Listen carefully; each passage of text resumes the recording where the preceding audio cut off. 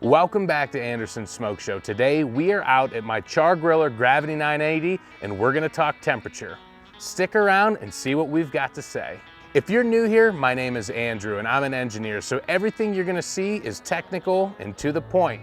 And that includes today with the temperature test and the temperature discussions that we're gonna have about this Char-Griller Gravity 980. Now let's dive right into it.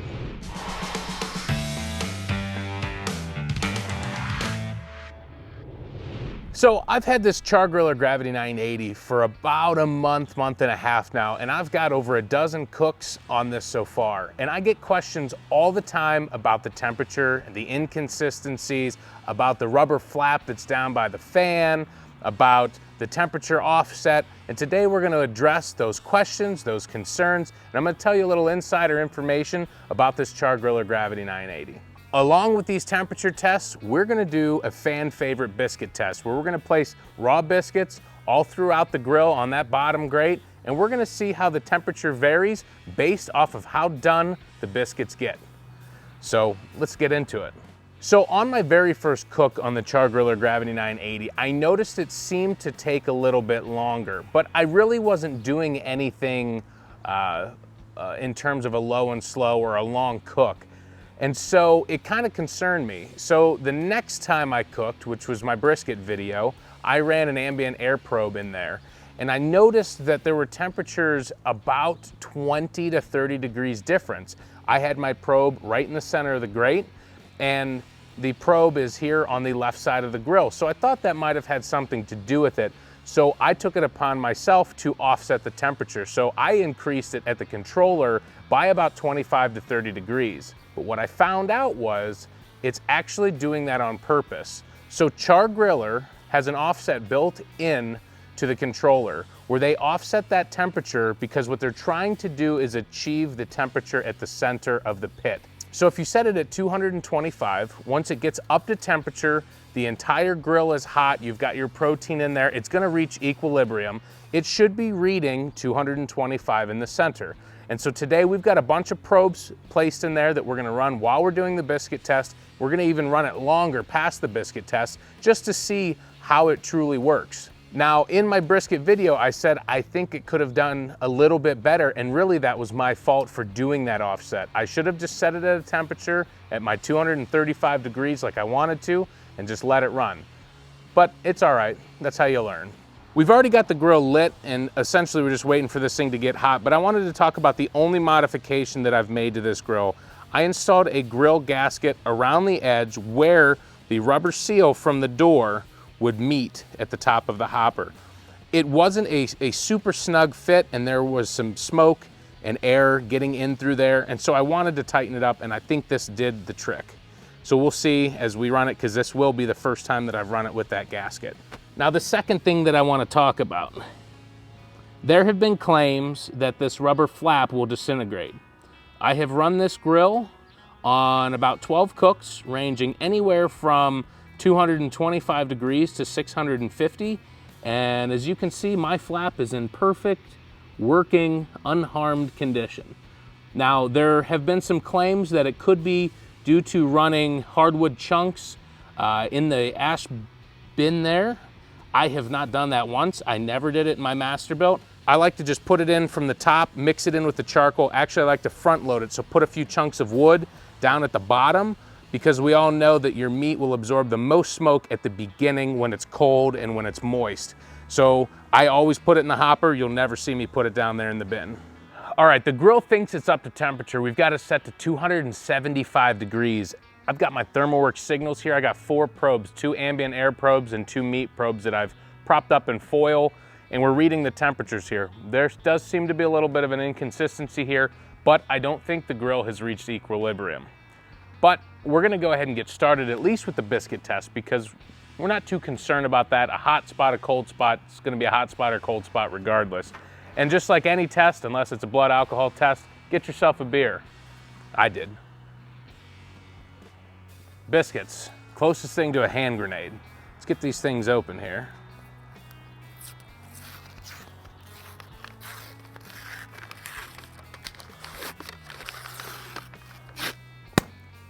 Got it. So I've got 16 biscuits. So what I think I'm gonna do is 5 rows of 3, and we'll just throw the 16th one in there somewhere. But that'll give us a good reading across the grill, the back, the middle, and the front.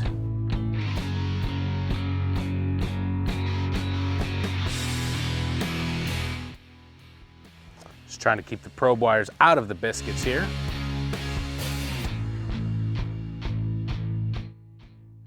And this video is a true testament to what we're about here at Anderson Smoke Show. You know, being technical and answering our viewers. A lot of people have asked me about the temperatures, and I wanted to make sure that their questions were answered.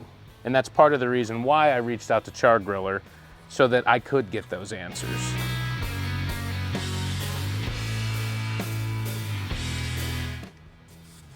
Where do we want the 16th one? Let's just go right here. So as you can see, we've got 16 biscuits in there, spread evenly across the grill, 5 wide, 3 deep. Let's let them cook. We've got it set to 275. Let's see what the grill's capable of. So I just wanted to talk a little bit about the test itself. So I'm just running regular briquettes, nothing fancy in here. I've got the damper half open or half closed, depending on what kind of person you are. And I'm running my ThermoWorks signals. The reason why is I've got 4 probes and it connects directly to my phone, and I get a nice little chart to see how they work. And I'll pull that up here just so you can see what it looks like. So over time, I will be able to track the temperatures and we'll be able to see, because what I think I'm gonna do after I pull the biscuits is I'm just gonna let this thing run. I wanna see, does it ever even out? Does it ever get up to temperature? What does it do? And so that's what we're trying to accomplish here today. All right, so we're about 40 minutes in, and as you can see, the center of the grill is getting up to 275, but we still haven't gotten to 275 yet. We haven't opened the lid, anything like that, and in 40 minutes, we still haven't reached it. It is pretty close, but it's not quite that ±5 that Char-Griller is claiming that this controller is capable of doing. Now, they did say as it heats up and it reaches equilibrium, that is what they have it set to read, is that center temperature. And it does look pretty close to that, but if you're doing a cook where you're constantly opening and closing the door, you're probably gonna have to bump that temperature up so that you can get it closer to what you're looking for. Now, like I said, we haven't touched anything yet, so I haven't even looked at these biscuits. 40 minutes in, they could be done, they could be burnt, they could be raw, I don't know. Let's take a look. I can tell you that they're not quite done, but you can definitely see the difference just on the appearance, that the right side, they are browning a little faster. And I'll just pull one off, show you the bottom. That's 40 minutes in on the right, and that's right center, and this is 40 minutes in on the left center. So you can definitely see how the temperature differences from left to right affect how you cook. And truthfully, any style smoker that is in the grill shape is going to cook like this. It's just because the heat is being introduced from one spot and the vent is on the other side of the grill. So the heat is going to transfer from one side to the other. It's always going to be hotter at the heat source. Now, a lot of pellet grills, you'll see that they actually have the heat source in the center, and that does help with those temperature imbalances a little bit. But with these style, with the gravity fed, I saw the exact same thing with the Masterbuilt. It's just kind of part of the game. All right, we are at 1 hour in. As you can see, the bottom row of temperatures there, 270, that is the front center, 272 is the back center. We are within ±5 degrees, and actually, if you look at the grill temperature, it does say 272. So according to Char-Griller, that offset actually does work. It just took an hour for us to actually get there. So an hour in, we also want to look at these biscuits and see. So what I'm going to do is I'm going to open this up and I'm going to flip them in place so that you can see the pattern. We're talking 50 Shades of Biscuits, my favorite romance movie. We're going to start on the left here where they're not as done, but they are getting a little bit golden. And as you can see from one row to the next, they do get a little bit darker.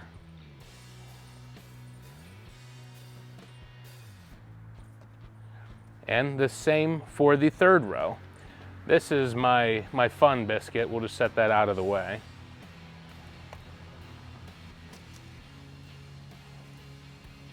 Four rows in, you can see it does look that the further right we go, the hotter they get. If you look at this pattern, it looks to me like the back is a little bit hotter than the front until you get to the last row, the furthest right. And I think that's because it's right on top of that manifold. That is the heat source, the right center. And as you can see, you know, the difference between the right center and the right back, you can see that difference there. And if you go left center to right center, big difference. We were reading temperatures about 80 degrees different from the left to the right. Now that's a pretty common thing when it comes to grills like this, like I've already said, because the heat source is all the way to the right and the vent for the air to escape or the heat to escape is all the way on the left, you're always going to have the hotter side by the heat source. So that doesn't surprise me. Now we're gonna clear these biscuits off. We're going to continue with our temperature test with the grill empty. So we'll see you in a bit to talk about that. So that pretty much concludes our biscuit test. You saw how it varies from left to right and from front to back. And we also saw that the temperature does actually even out in the center to match what the controller is set to. And that's within that plus or minus 5 degrees that Char-Griller says that it will be. So we didn't want to stop just there. What we wanted to do was continue with our test. I've got nothing in this grill. I kept the probes in the places where they are, and I'm going to let this thing run for the next 2.5 hours or so, and we're gonna see how the grill handles the temperature. Is it going to stay within that plus or minus 5 degrees of set point in the center? Is it still gonna be 100 degrees hotter from right to left? I don't know. We'll see. And that's what we're gonna do. I've got my ThermalWorks signals. We're gonna get a chart, and I'll be able to show you what the results are from the test. So we concluded our test last night. We let the grill run for about 2 hours. So I want to talk a little bit about the entire scope of our test. So let's take a look at the graph. As you can see by the lowest points on the graph, here at about 7:30, we put the biscuits on and the temperature continued to rise, but it took close to an hour in order for us to get within that plus or minus 5 degrees of set point, which we achieved at about 8:30, which is the point where we took the biscuits off, and you can see that significant drop in temperature. So you remember in a previous clip, I talked about removing all of the biscuits and then running the grill empty for a few hours. Let's take a look at those results. So at about 8:34, we removed all of the biscuits from the grill, and you can see that significant drop in temperature from when we had the lid open. And we did have it open for quite a few minutes, and then you'll see a little bit of a spike in temperature as it tried to shoot back up and accomplish that 275 degree set point. The one thing that I want to note, now that the grill is warm, you can see that even after having the door open for a while, it quickly got back to about that plus or minus 5 degrees of that set point. We did have a little bit of an overshoot, but that's kind of to be expected because that controller was trying to compensate for their lid being open. So no big deal there. You can see at about 9 o'clock, we got back to about that 275 degree set point. And for the next 2 hours, it pretty much fluctuated around that. Now there were a few periods where it was a little bit above that plus or minus 5 degree, but truthfully, it was close enough to satisfy me. And at the end of our test at about 11 o'clock, you can see that the temperature started to spike. That was actually me out at the grill. I opened the hopper to see how much charcoal we'd burned throughout the test. It was just curiosity, and the thermometer actually captured that on there. No big deal.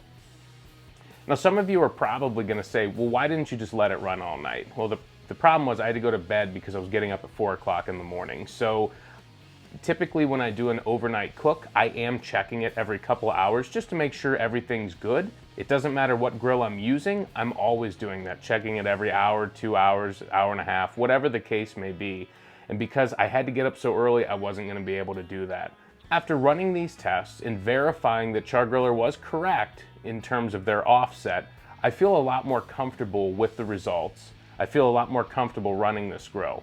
You know, you're gonna say, well, that biscuit test, man, some of those biscuits were really cooked and some of them were barely brown. You're gonna have that in any grill or smoker. Do the test on yours. It doesn't matter if it's a $300 grill or a $3,000 grill. You're going to see hot spots, you're going to see cold spots. The whole point is understanding where they're at. You can use those hot and cold spots to your advantage, especially when you've got a lot of food on the grill and some is cooking faster or slower than others. You can always move things around. But what's most important is that you understand where those hot spots are. I hope if you take anything away from this video today, it's that the Char-Griller does run efficiently, it does run effectively, and that temperature offset is put there for a reason, and I've proven today that it is correct based off of what Char-Grillers told me. The test that we did today, you can apply these to any grill. You can do that biscuit test on any grill, any smoker, and I honestly would encourage it, because if you want good food and you want it done and cooked properly, you kind of need to know these things. So take the time, run the biscuit test. Also, if you're curious on temperature differences and you need more than just that visual doneness of a biscuit, get yourself a ThermoWorks Signals or another 4-channel probe system and run probes throughout your grill and get an idea where the differences are and how different they are. Use it to your advantage and make some damn good food this summer. And if you want to see some more great recipes or more technical information on grills, then follow along next time at Anderson's Smoke Show.